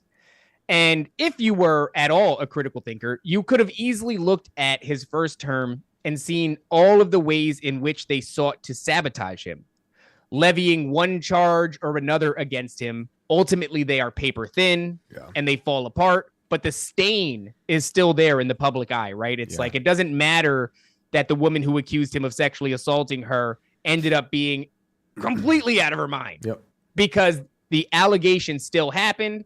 And that was ammunition for the unthinking masses. But the critical thinkers on the underbelly took note. This man is being unfairly persecuted, right? He's they try to impeach him. They accuse him of things that they themselves are doing. Of course. And then we get the Biden administration. So we had a real nice economy and things were going pretty good. He was pretty handcuffed. He couldn't do X, Y, and Z, but things were pretty good. Then we got a corpse. We got Dana Carvey in a rubber mask pretending to be Joe Biden and nosediving our country into the dirt, much like a plane in Philadelphia. May I say maybe even a Humpty Dumpty? You could say, right? So we have this thing that is engineered to make us yearn for the return of a dude. Like, if only somehow this guy could make a triumphant comeback, it would be spectacular. And sure enough, he does. And so my line of thinking for years now has been, and I've been telling, because my number one confidant is my wife. I tell her every schizo thought that I have. And she has been subjected to me saying 100% Donald Trump will be back in the presidency since the moment he left office. Right. I've been calling it and calling it and calling it all through the lens of good theater. Right. And so we finally get to this point. Now, if this theater is going to continue to be good, and if you really are going to get this ultimate order out of chaos moment where something horrifying happens at the Super Bowl or horrifying happens in the near future, and they use it to justify this wild excursion into another country or this removal of rights on a large scale that we haven't seen since like the Patriot Act or, 5 years ago, then a couple of more things would need to happen. Now, I've speculated heavily as to whether or not he's the Antichrist. And I know that sounds obtuse, but it's not. There's so many strange things with him. It's simply not obtuse. I don't believe that he is. But I know that there are ways in which he is, like, I have this coin here, this commemorative coin. I don't know if you guys can see it, probably not. But either way, it's Donald Trump's face next to the King Cyrus. And this is a coin that's commissioned by a group of rabbinic Jews, I believe, in Israel. And there are very many people in Israel who believe he is the Moshiach, right? So the Jews don't believe that Christ was the Messiah. Yep. They believe that their Messiah is still yet to come. And a lot of people are gearing up for it to be Donald Trump. There's a wonderful song by the Israeli boys choir called Super Trump. If you listen to it, you realize they've really lionized this guy. They gave him I forgot what the name of the silver crown was, but he was gifted a crown by a group of rabbinic Jews. There was even a guy probably in 2018 or something like that, that was in Israel that was working tirelessly to connect Donald Trump's genealogy to the biblical King David, right? Wow. This is something that they really love him over there, which is why I always was kind of like, I don't understand why everybody is anti-Israel's involvement in our government and then celebrating when Donald Trump is in the presidency. I'm like, have you not been paying attention? But whatever. Right. So if this theater was to go well, there's a couple other pieces that would need to go in place, right? I said that I suspected he is an Antichrist figure. People say, well, the Antichrist is supposed to be beloved. And I say, give it some time. Give it some time and this guy will be beloved. And you know what will make him beloved? If this dude really does crack open the Diddy Epstein situation again and expose that some dark element within our government, maybe like a deep state, is sacrificing children and trafficking them to the elites in Hollywood and in politics. If he pulled the curtain back on that, that would be the people's champion. It seems like we're on the edge of this type of revelation in multiple ways. You know, he just signed the executive order to release the JFK papers, which there's lots of people who believe Israel is involved in that assassination attempt. There's so many different ways to look at that assassination, which you could then, connect those dots to what we're talking about now: Trump, Caesar, all these things. And Gaza too. Gaza, that's right. That's right. The most important. That's also on the table. And then in terms of disclosure, this week coming up, supposedly, Rep. Anna Paulina Luna is going to have a press conference where she's going to say, she said it's going to change the way Americans view the country. And I believe it has something to do with disclosure because she's been on that committee, the UAP committee, and she's talked about interdimensional beings, that she believes them. So it's like something is percolating. Oh, Top is in our chat saying that the first alien-based commercial on the Super Bowl just aired. Did you hear that? Interesting. Look, man, whatever is happening, I agree with you, Shane. We're on the cusp of something tremendous, and it's going to be a big cultural moment. Going back to that Orphic egg, there was a really key deception in there that we highlighted before. It has to do with the Anunnaki, these ancient Sumerian deities that came from Nibiru, and they engineered early hominids to be good gold miners. And by that, they had to give us a little bit of a level up, right? And so I think what's going to happen here, and this is actually something that a character named Cliff High predicts, and I won't get into it too much because it's a whole nother episode, but Cliff High is a guy who has, he's a bit of a systems expert, and he's, he writes code. He came up with a web bot a long time ago. You might actually be familiar with this story, so I'll try to give the abridged version. Basically, the webbot scrapes data off the internet from conversations. And through specific emotionally charged words in human dialogue, text form, it can then derive predictions. I'm stupid, dude. I got no idea how this thing does it. I just know that he was able to predict a number of things, 9/11 and things like that. And these predictions are loose. The machine gives you, or the webbot gives you, key phrases, and through those phrases and keywords, you're able to surmise kind of. So it's also still up to the interpretation of the user. And so there are ways you can look at the predictions and say, I don't think so. And then there are ways you can look at them and go, yeah, that really seems to track. One of them was it predicted that there was going to be a conversation, didn't really know the language to use, between Joe Rogan and Donald Trump, of all people. By the way, this was also in conjunction with a remote viewer. He got enough data, then he hired a remote viewer to look into the future and view this moment and then draw it. So the drawings are pretty wild. Now, this has been out there for 15 years. Yeah. These predictions have been out there. And this was a catalyst moment, this podcast between Donald Trump and Joe Rogan. And after that, we were going to get an incursion of sorts in the skies, right? That was going to enamor us. And then what we were going to get is what is called a melee. And a melee has been conflated by people like myself and a bunch of other, idiots on the internet. We basically said, there's going to be like a melee in the sky. There's going to be something in the sky. They're going to fight with one another. There's going to be aliens. And if he gave his own definition, a melee is simply when the top of the governmental structure ceases to exist, which causes the bodies beneath that to start calling individual shots because they don't have a boss anymore. Okay. So they all just start pulling individual shots, which causes chaos. Right. It's really that simple. Yep. Infighting between different governmental bodies. He speculated, Cliff High, that this could be due to the removal or destruction or dismantling of the deep state. And that we would see this happening now, January, February, is when it's going to be happening. And what we were going to see because of that is false flags, all kinds of crazy things, because there's contingency plans, right? When you no longer have a deep state to answer to, the last you heard is if nobody rings or nobody picks up the phone when you call, go to plan Delta, Alpha, Omega. You know what I mean? And they're just doing whatever the hell they're supposed to do for contingency. So I would argue that we're seeing a lot of that right now. I mean, you talked about as soon as the new year kicked off, it's like we have this, by the way, even that was theater in my opinion, because what was happening the night before? Elon Musk is spiraling on Twitter while Donald Trump is just looking like the man because we're all waiting for his comeback. The next morning, his Tesla truck is a dumpster fire in front of the pristine and golden Trump Towers. It was almost like a it symbolized their personalities in that moment. Totally. But I think that ever since the new year, we've really been inundated. We called it PSYOP season, right? It was like we were in the middle of PSYOP season. We made a banger shirt, Top Lobster, tossed the Cybertruck on fire, cool font, PSYOP season. It really felt like we were, and we still are. Yep. And so I don't know. It just all feels like, how do I put this? Like you said before, it feels like we're at like a climax and it's like we're about to be at the precipice of a big moment.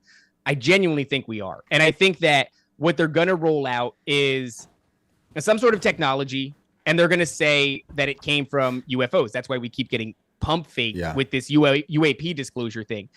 And I think the narrative that they're going to feed us, and I don't know how, dude, I do not know how this plays with all these Super Bowl comms and Donald Trump and Netanyahu. I'm not sure how that, I'm really not sure about any of this, right? This is all just the ramblings of a schizophrenic man. But I think that the nature of the UFO disclosure is going to be that there is good aliens and there are bad aliens.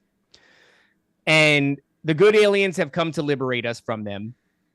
Also, by the way, you were created by the bad aliens and also in part created by the good aliens. There was an augmentation step 1, then down the line, there was an augmentation step 2 by our would-be liberators. And this is going to fly in the face of Christianity. It's going to fly in the face of everything, Judaism and Islam and all these things. Right. And there's going to be a massive fading away. My contention is that these entities, these deities are very real, but they are the fallen. 100%. So if I may get even a little bit more schizo with it, you're talking about disclosure of them telling us allegedly we were made by aliens. That would then line up with another religion you might know of called Raelianism. And for those who don't know about Raelian, one of our favorite people, that's right, was talking about that before he was snubbed in so many ways. And when I was with him, we're talking about Kanye right after he posted that image that got him booted off Twitter the first time, which is the swastika inside the Star of David. He told me he just thought that looked cool. He said he had no idea that had anything to do with a religion. I don't know.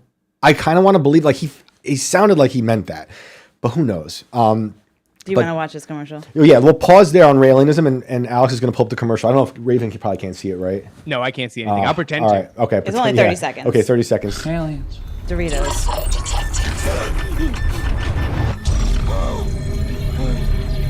Which is interesting because RFK, right, is in the band Doritos. Yeah, right. Whoa. Come on, man!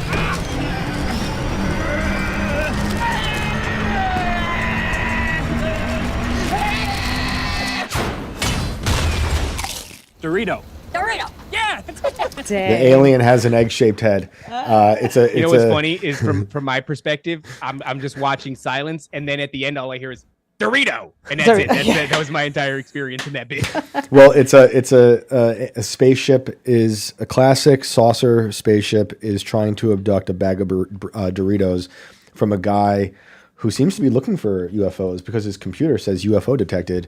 And it's quite violent. It's just an alert. Everyone has their UFO alert on yeah, now. It's the FEMA alert. Give it some time because they're priming They're priming us. I mean, I know that there's going to be all sorts of commercials and everything that are going to be symbolic and occult and esoteric and communications of sorts. Oh yeah. I'm looking forward to seeing those videos hit the internet. But just going back to this the fallen aspect, it's like I do believe that all of the various pantheons through these mythologies, whether it's the Vedics, like we mentioned before, or Greek mythology or what have you, those are all real entities. These are entities that rebelled against God. These are angels. Yeah. And angels, by the way, are described as being very diverse from one class to another. So as far as the diversity of appearance in these deities, there is a lot that accounts for that.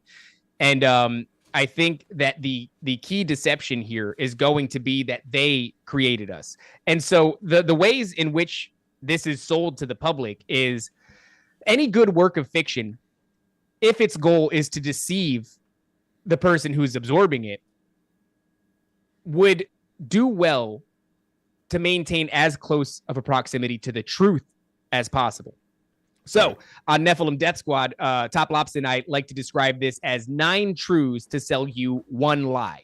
They gain your trust by telling you things that are profound and are true. Much like this QAnon thing, by the way. It's like, are there children being trafficked? Yes. Yep.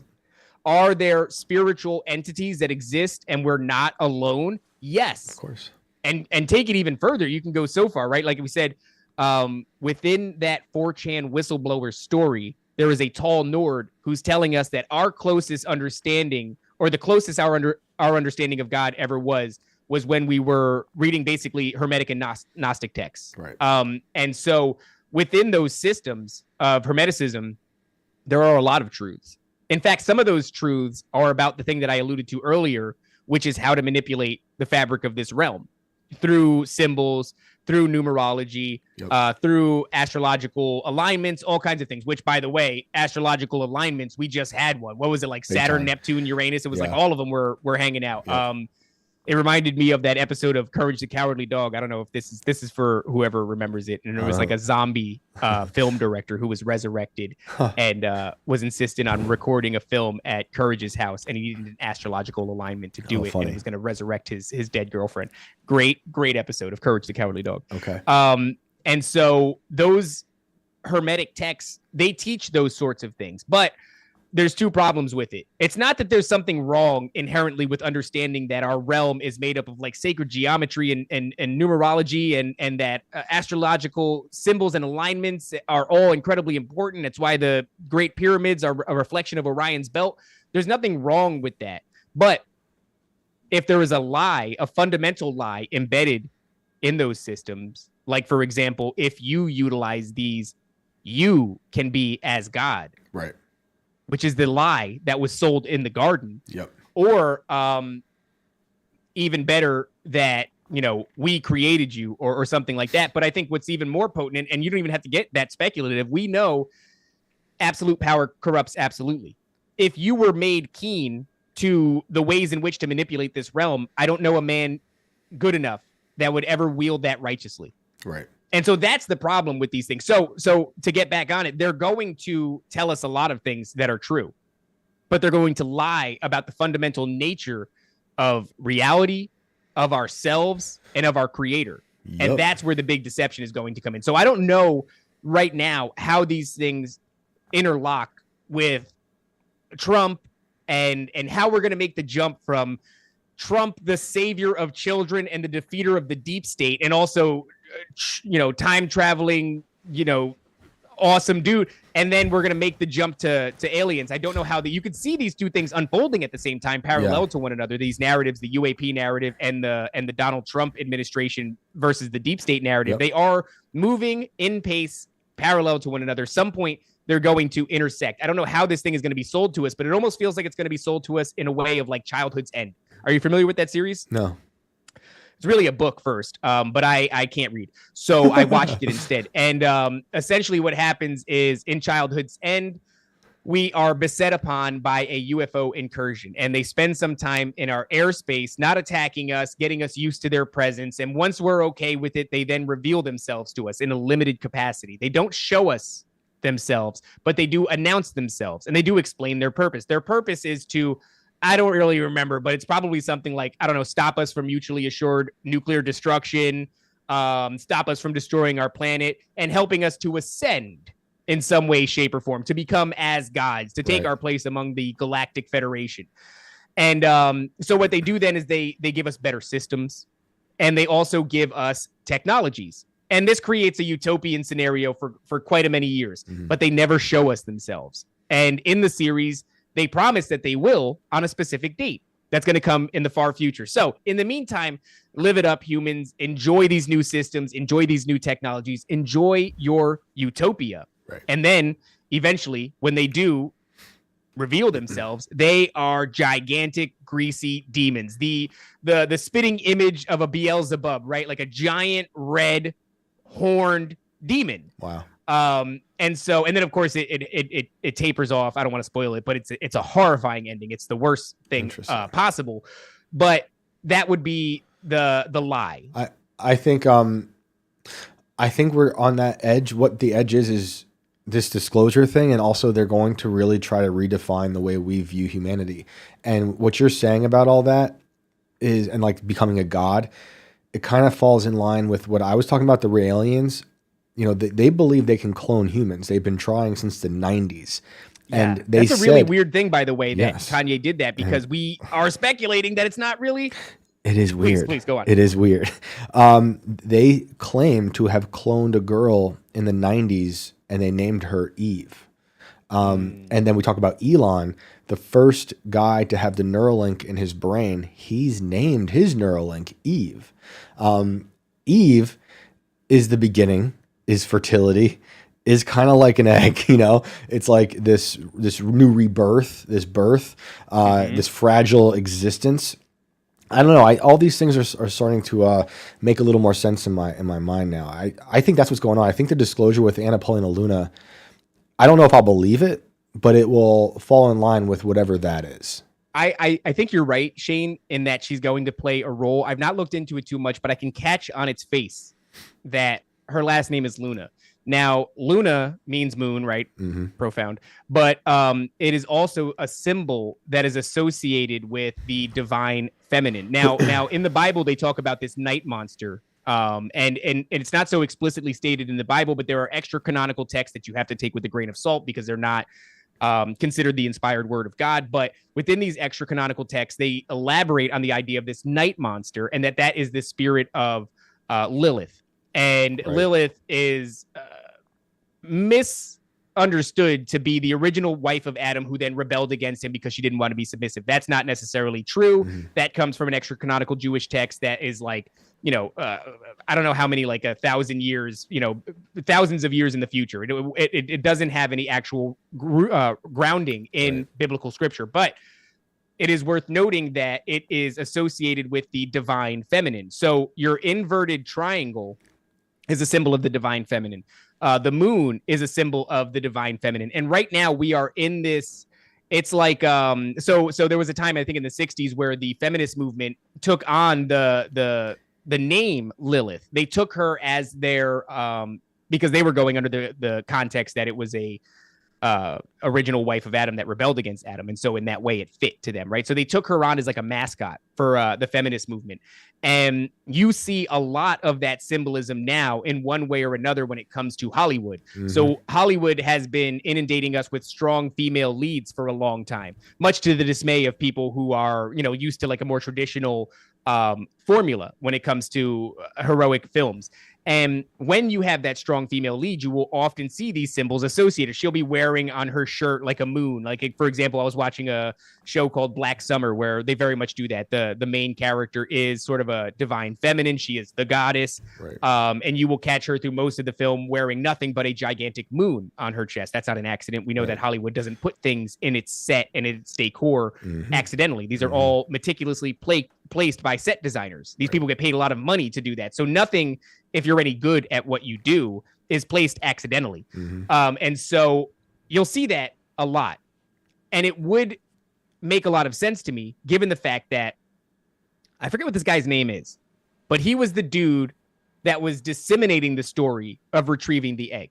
He was the pilot. Interesting. Crazy eyes and bald, looks like an egg.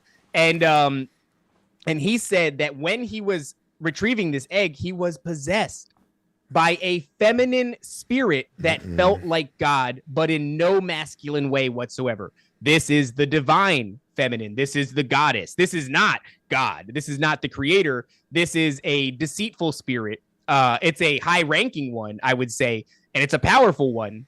But I think what ends up happening is you have an experience that is profound with something that you have no grounding in reality to define. And then because it is profound, you take it as the truth. But these two things I don't think ever should be conflated. Just because something is amazing does not mean that it's true.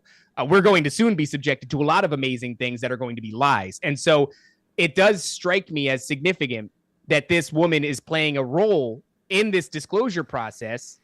Maybe she will play a more prominent role in the future. And I don't think it's at all an accident that her last name is Luna or Moon, the goddess. I totally agree. All right, let's wrap it up there. I think that's a great way to end it with what you just said. Just because it's amazing doesn't mean it's true. That is those are words to live by, especially right now as we're entering this new phase of whatever's going on, of them trying to convince us that we're not human. My man, thank you so much for tracking these eggs with me. Thank you for letting me share the eggs. It's very hard to share the eggs with people, Shane. And I'm glad that you made a safe space in which I could describe these eggs to people. You did a great job. Where can people find you and all your awesome shows? You can find me on Nephilim Death Squad with my co-host Top Lobster. That show airs damn near every single day of the week. So if you're hungry for schizo content, we have a faucet on full blast. You can catch us anywhere where you can find your podcast, except for YouTube, because we touch things that are a little bit sensitive. And so if you want full episodes, you got to go over to Rumble for that. Otherwise, audio platforms, we're all over it. Also, keep an eye out for Dangerous. Well, technically, it's Dangerous Real Talk, Real Dudes, but it is Dangerous Retards.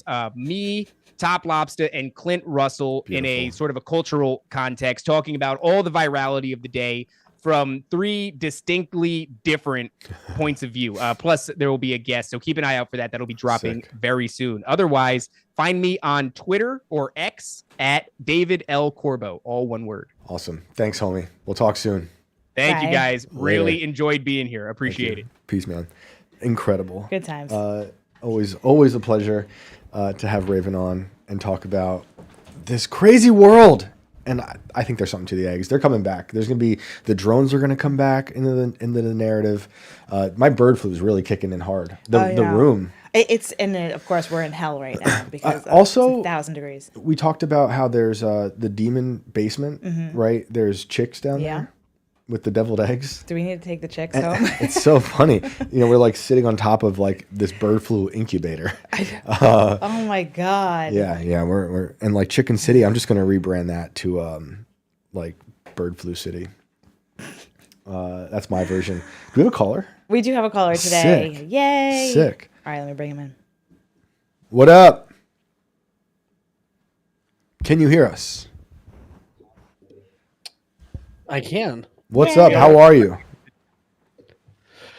Oh, I forgot the sound check today. I feel very unprofessional. Oh, that's okay. It's you all sound good. So. You sound great.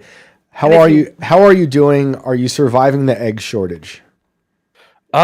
Yeah, I don't actually eat eggs, even though I should because I work out a lot. Well, you're not getting the bird flu, so that's great. I might have got it anyway. 'Cause last week, oh shoot! Last week, Thursday, I was the coldest and achiest and most fatigued I'd ever been. Interesting, but you're okay now, so that's well. They're saying the flu is the worst it's ever been in 15 years. So they're dropping something out of the sky. This is a bioweapon, 100%. No, part of me is like getting a little schizo about it because I've never gotten sick back to back to back like I have lately. Yeah, I see it everywhere. They're saying like it's like COVID ripples. It's beyond that. They're just hitting us with everything constantly because they're shutting down all the government agencies that would typically do it. They're getting all of it out right now. Yeah. Well, good sir, thank you for joining us. We would love to hear your stories. Yeah, thanks for having me back. It's of course. It's fun. I enjoy the show.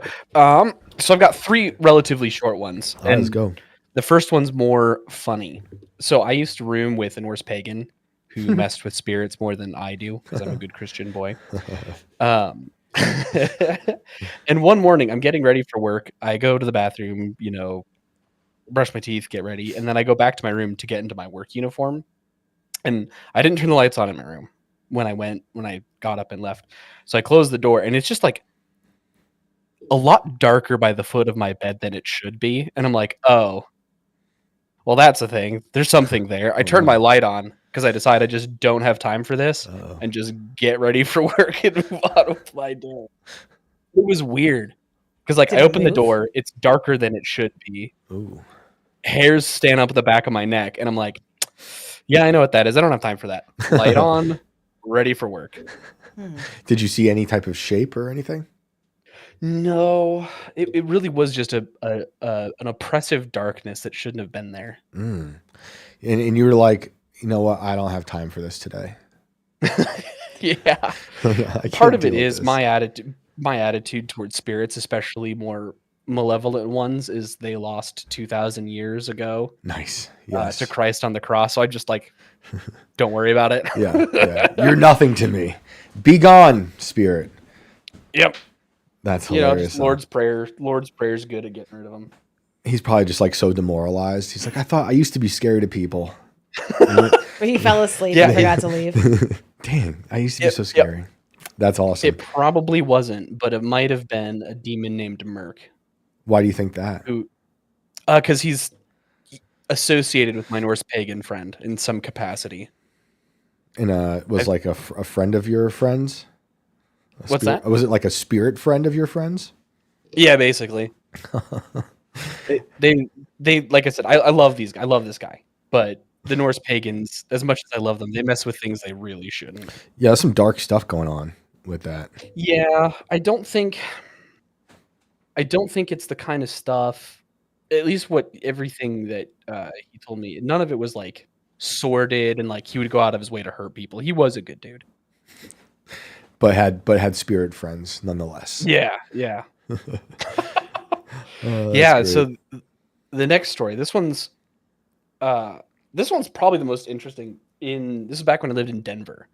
There's this bridge out east. I wish I remember what road it's on. But if you drive out east of Denver on this road, you'll get to what's called Third Bridge. And there's a couple different things you can experience on Third Bridge. We didn't go late enough to experience one of them. But if you go late enough, you'll hear ghost drums on the wind, and you'll get handprints on your vehicle, which the handprints are more the late night thing. So we went out there, me and my buddies, to check it out. And at first when we got there, there's kind of nothing, but then we're sitting there in the nice and quiet, and just very faintly over the wind, we start to hear those tribal drums. Whoa. Yeah. Are they any good? It's what? Yeah, that's funny. Yeah. I mean, it's the kind of stuff that you'd hear in very ceremonial. So instead of like a musical rhythm, it's just a da da da da da da da. But yeah, it was tribal drums, and I was looking around for alternate explanations because, as much as I'm interested in this stuff, I still try to be more of a skeptic believer. Skeptic first, and then once all those explanations, all the normal ones are gone, then move to the extraordinary. But there's nothing that. What did you try to do to whittle down the truth of these drums? Were there nearby clubs or houses, or some crazy feral people living in the woods by the bridge? There's no woods, so you can see for miles in every direction. There was an oil rig thing, those things you see in Texas that go up and down drilling for oil. Yep. But it was stationary, so it wasn't that. Okay. And it really did sound like tribal drums. Huh. And what about the handprints? Did you get those on your car? No, we didn't. You allegedly have to go at 3 a.m. for that, and that's too late of an adventure. I think we had work the next day or something. Do you know people who had the handprints on their car? Not personally, no. Just the reports from Yeah. from doing that. I'd definitely be willing to go back again sometime with my buddies if I get back to Denver. Yeah, you got to go back and then report back to us. Yeah. Do a 3 a.m. run for the handprints to the bridge. Oh, God. The problem is I, at some point in my working career, turned into an old man, and I go to bed at 8. Oh, yeah, dude. It's my bedtime right now. I'm surprised I'm here. We're sleeping. What do you mean? This is a dream. That's interesting. I like that. You said it was Third Bridge? Yeah. Third Bridge, Colorado. I really wish I remember what road it's off, but it's just east of the Denver metropolitan area. Interesting. Awesome. Yeah. And what's the third story? Yeah, last one. This one was interesting. I was staying with a friend from church because I was kind of between permanent homes, and half dozing. I'm trying to remember real quick here. I'm trying to remember if I was asleep or just dozing, but I shot awake all of a sudden, and I thought, like, you know how just like sometimes your fight or flight kicks off in the middle of the night? That's what a lot of sleep paralysis is. Right. I don't think I was experiencing sleep paralysis. I wasn't moving, but that was more of like I don't want to move. Right. And then I felt something like just poke me in the back. Just like a gentle boop right on, like, right next to my spine at the bottom of my right back muscle. That's weird.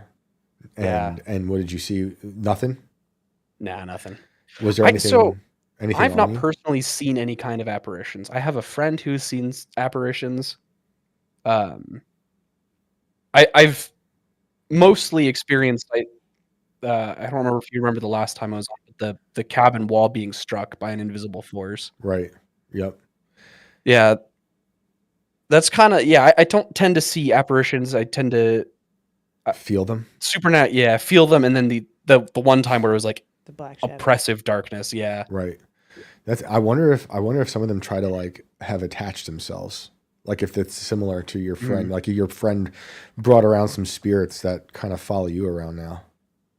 I don't think so, because I haven't had, especially since I've, like, the house I'm currently living in, me and all my roommates were Christian. And that house was Christian too. It's possible that it was just a nerve ending firing off, but it really felt like a poke. Right. It was weird. That's weird. That is weird. Yeah. I've had sleep paralysis stuff like once or twice, and I haven't really had like an attack, like or something reaching from beyond the veil to get me. But I know that feeling of the overwhelming darkness, having grown up in the woods. Sometimes you can't tell if it's something that you are just projecting onto the forest, this vast darkness, or if there's something else. I think it's probably a mix of the two. Depends on the time. Yeah, no, the summer camp that my family ran for the longest time, I was terrified of the dark as a kid. I remember one time I was like running back to the nurse's cabin because my mom was the nurse, and either a grasshopper landed on the back of my neck, or as I was running, I kicked something onto the back of my neck. I mean, it was a thing, but like I was still young, and it freaked me out, and I screamed and ran. Yeah, it's scary. It's funny how you think of things as a kid. Like they're always so much more profound and bigger and scary. And you look back and you're like, I don't know if it was that crazy or not. I have lots of those memories, but that's what the forest and the darkness does to you. Yeah, but that's it's great. Probably a part of natural instinct. Just like, hey, it's dark, you can't see. Predators can. Be careful. Right. Chris was telling me this story on the way home last night when I was driving home from the show.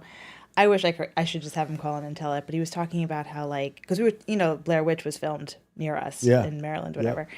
And we were just talking about how, like, the woods are scary like that because it means, like, the trees weren't blessed.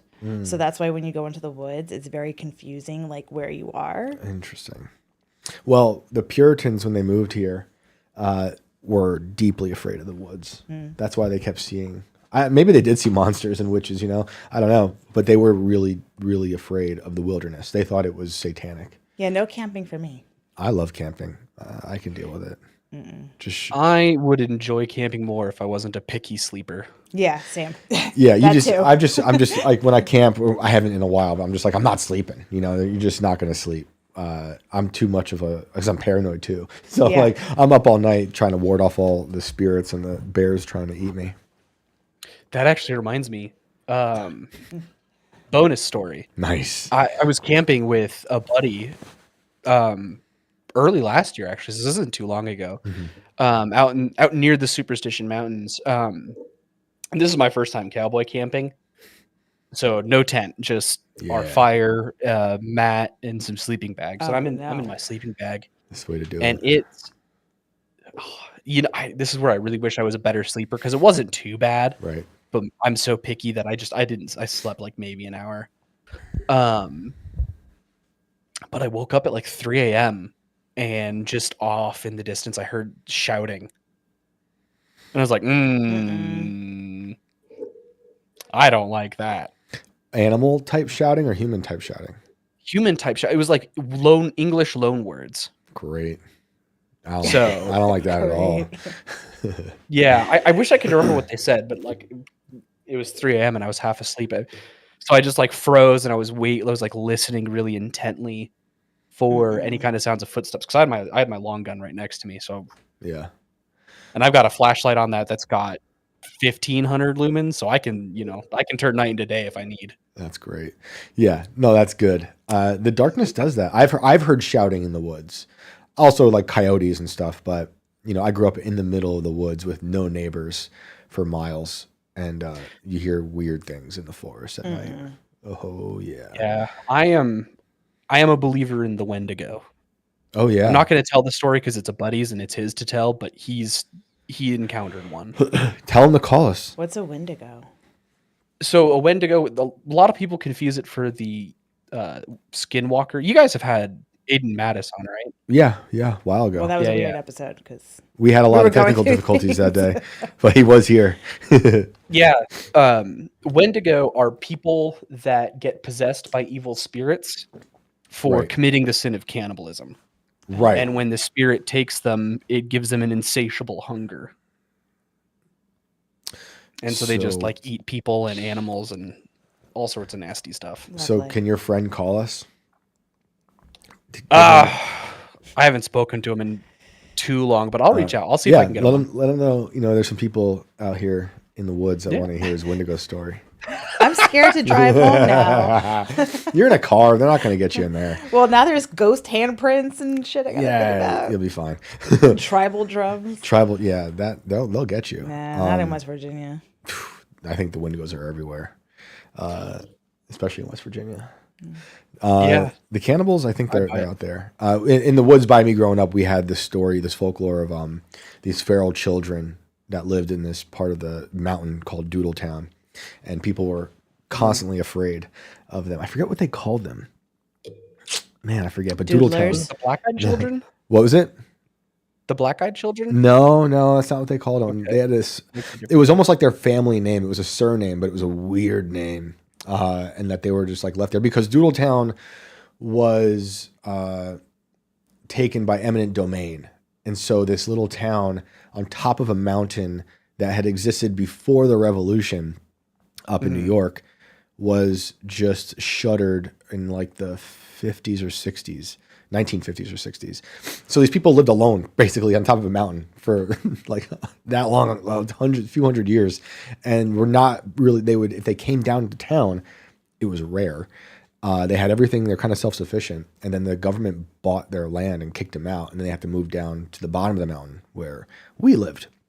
So there's a bunch of these Doodletown people, but they would tell the story of these feral children that stayed up there. And I would go up to Doodletown all the time looking for them. It was super creepy up there. Like Children of the Corn? I think like that, but like just mountainy, instead of so flat. They probably got like gnarlier feet. I'd love to get a drone and go into the deep woods and look for cryptids. Yeah. I'm surprised there's not more drone footage of cryptids out there. One of the most convincing clips of a possible Wendigo I've seen was a drone was drone footage. Interesting. We'll Well, have to maybe look it that up. should tell you Yeah. something. Interesting. What does it tell you? What's that? Say that again. Sorry. How do we find that? Do you remember how you've looked it up? Yeah, it was. I think it was a YouTube channel called Mystery Man. Okay. There's a couple channels I go to that they just do like top 5 ghost clips, and sometimes they're really good, sometimes they're not. Right. The Mystery Man channel has the best upload schedule because he's basically daily, but Cool. there's a lot of misses and a lot of like, oh come on, that's very obviously fake. Right. Right. Sir Spooks is pretty good, a little bit better, a decent upload schedule, but not daily. Little bit better quality clips, and then the best is Nuke's top 5. Cool. Yeah, we'll have to look it up. I want to see the Wendigo stuff. I'd love to hear that I story. might try and find that one for you. Yeah, please do, and send it to me. The Wendigo story reminds me of a movie called Ravenous. Has anyone seen it? It's a Civil War era movie about a guy who pretends to be dead while at a battle in the Civil War, and he's thrown into a pile of bodies, and the blood of the bodies seeps into his mouth, where he then has this insatiable lust for blood. And it is Guy Pearce, I believe, in the movie. And then he is sent out west somewhere after the war. I think because he's like in trouble because they find out like, hey, you play dead. That's ridiculous. And then it turns into like this kind of cannibal battle between this one really bad guy. But they get these weird superpowers from eating people. It's got one of the best scores. It's really unnerving. I highly recommend that movie. It's really dark and beautiful, despite how disgusting it is. But thanks for reminding me about that movie. You're very welcome. Well, thank you for joining us tonight, man. Appreciate it. Yeah. It's been a pleasure. Yep. Unfortunately, I have no more ghost stories, so I probably... Well, Next time you do. Never say never. Watch out for if the floor. I get new ones, I'll let you know, especially because I want to start doing more outdoor adventure stuff. Yeah. Well, hey man, if you run into anything, let us know. I will. All right, dude. care. Have a good night. Bye. Interesting. Oh man, the drives home are always crazy. That's literally why place. I call Chris every single time, because Yeah. I'm like, anything could happen. Yeah. Did I tell you I saw an owl fly above my car the night before David Lynch died from the studio, which is weird because he's known for the owls are not what they seem from Twin Peaks. I thought that was weird. And you weren't here that night because I was doing someone else's show. So I think it was Wednesday night or something. And we filmed that Thursday. Yeah. When we found out he died, when AK was here. But it just seems so bizarre. But yeah, I always end up seeing some sort of weird thing on the way home because the roads are so dark and winding. Yeah. Well, on that note, thank you guys for joining us. It's been fun. Please hit me up at ShaneCashman@scanner.com. I'll be back next week with a little less bird flu. We'll see. We'll see. Let's hope. And yeah, where can they find you? I am Alex Ayala on X. Please email Shane if you want to share your stories as well. ShaneCashman@scnr.com. That's it. And remember, the last one there is a rotten egg.